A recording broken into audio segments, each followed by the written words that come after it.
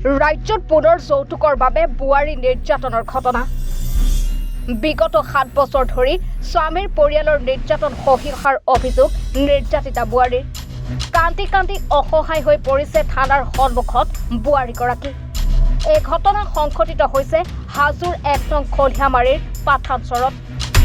আনহাতে নাতিনীৰ নিৰ্যাতন সহ্য কৰিব নোৱাৰি নিজৰ ককাকে স্বামীৰ পৰিয়ালত দি আহিব লগা হৈছে টকা পইচা। স্বামীৰ গৃহত নাতিনীকৰ শাৰীৰিক মানসিক নিৰ্যাতনৰ বলি হোৱাৰ লগতে দুবাৰকৈ গৰ্ভৰ ভ্ৰূণ নষ্ট কৰাৰো অভিযোগ উত্থাপন হৈছে। তিনিটো চৰত বিয়া দিছিল পাঠানচৰত। তাক হাউৰি আৰু তাৰ দেওৰাই তাক মাৰছি পানীৰ তলত চবাই মাৰছি 2 দিন আগত। আৰু সেইদিনা আপোনাৰ কোবাই ফেলে দাঁত ঢিলা ভাঙছি, খুচি ফেলে বাচ্চা এটা আছে 2 মাহৰ বাচ্চা এটা আছে তাকো ফেল দিছি। মৃত্যু কৰিছে আপোনাৰ তাৰ দেওৰা। তাতো 6-7 দিন মারছি। কিহর কারণে মানে আমি এইগুলা নাজনো, যৌতুকের কারণে বলে তার 1 লাখ টাকা লাগে ঘর বাড়ি বানাবো, বানাইলে তাক নিব নহলে নেয়। আগতো আমি দিছো টাকা পয়সা মাঝে মাঝে দিয়ে থাকো। আর নাতিনির যেগুলা বস্তু বাড়ি সব মই দিছো। বিছনা চাদর যি আপনার আলমারি চালমারি এগুলো সব দিছো। সেইগুলা আমি আমার নাতিনি ঘৰত নেদায়, দিছে তাৰ দেওৰাৰ ঘৰত এমতে।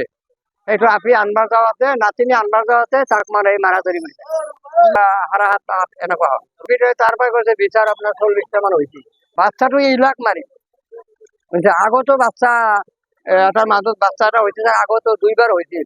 এনাকে মানে খুচি খুচি মারি ফেলছি আর মাটি কাটবা দিছি, বাচ্চা লৈ মাটি কাটবা দিছি। মাটি না কাটলে এতে ভাত নেখায়।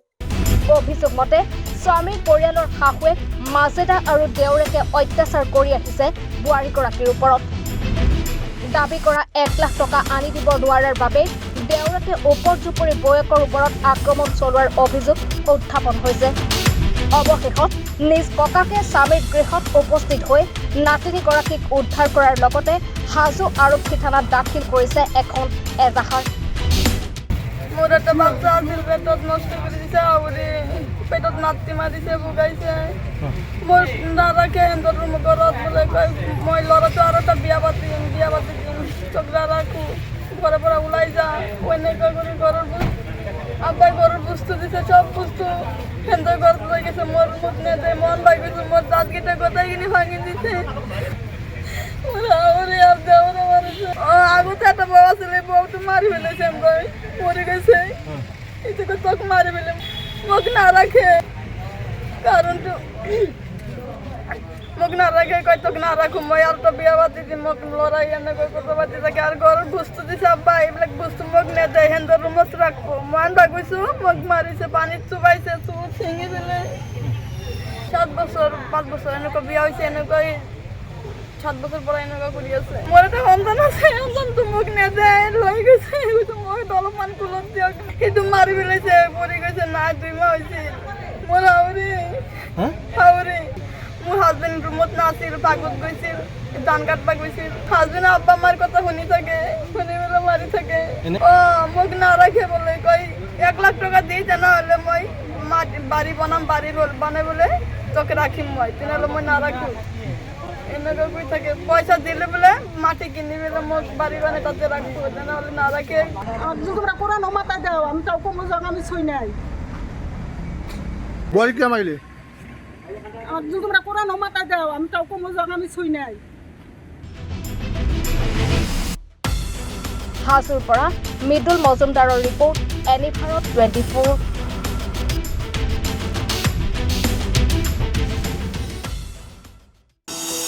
এনি ভাৰত 24ৰ প্ৰথম প্ৰয়াস, জুবিন গাৰ্গৰ গীতৰ প্ৰতিযোগিতা। জুবিনৰ গানে কি আনে।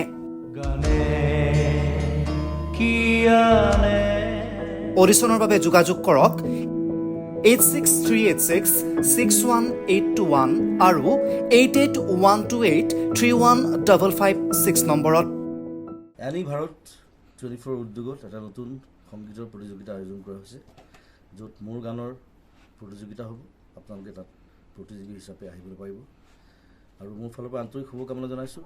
আৰু অনুষ্ঠানটোৰ নাম হৈছে গানে কি আনে। সকলোকে মৰম জনাইছোঁ, সকলোৱে আহক, ইয়াত অংশগ্ৰহণ কৰক। Thank you very much, love you. ৰ'ব, আপুনি যে এটা অপৰাধ কৰিবলৈ গৈ আছে, আপুনি জানেনে? এই নাবালিকাগৰাকীক এতিয়াই বিয়াত বহোৱাটো যে এটা অপৰাধ, আপুনি জানেনে? অপৰাধ কেনেকৈ? মোৰ ছোৱালী, মোৰ কথা। তুমি যিয়েই নোকোৱা ভূঞা, 18 বছৰৰ তলৰ যিকোনো কন্যা সন্তানৰ বিয়া দিলেই আইনগতভাৱে এক দণ্ডনীয় অপৰাধ। বিয়া দিয়াজন যিমান দায়ী, বিয়া পতাজনো সমানে দায়ী। এতিয়া তাই পঢ়া শুনা কৰাৰ বয়স, খেলা ধূলা কৰাৰ বয়স। তাইক খেলিবলৈ দিয়ক, পঢ়িবলৈ দিয়ক, আৰু চাব এদিন আপুনি তাইক লৈ গৌৰৱ অনুভৱ কৰিব পাৰিব। এতিয়াই তাইক সংসাৰৰ বোজা দি তাইৰ ভৱিষ্যত জীৱনটো অন্ধকাৰ কৰাৰ অধিকাৰ তোমাৰ জানো আছে? মোৰ ভুল হৈ গ'ল মাজনী, মোক ক্ষমা কৰিবা। শিক্ষা ল'ৰা ছোৱালী উভয়ৰে প্ৰাপ্য আৰু অধিকাৰ। আপোনাৰ কন্যা সন্তানক তাইৰ এই প্ৰাপ্যৰ পৰা বঞ্চিত নকৰাব। বাল্য বিবাহ ভাৰতীয় আইনৰ দ্বাৰা বিহিত এক দণ্ডনীয় অপৰাধ। এনে অপৰাধ কৰি আপোনাৰ কন্যা সন্তানৰ ভৱিষ্যত অন্ধকাৰৰ মাজলৈ ঠেলি নিদিব।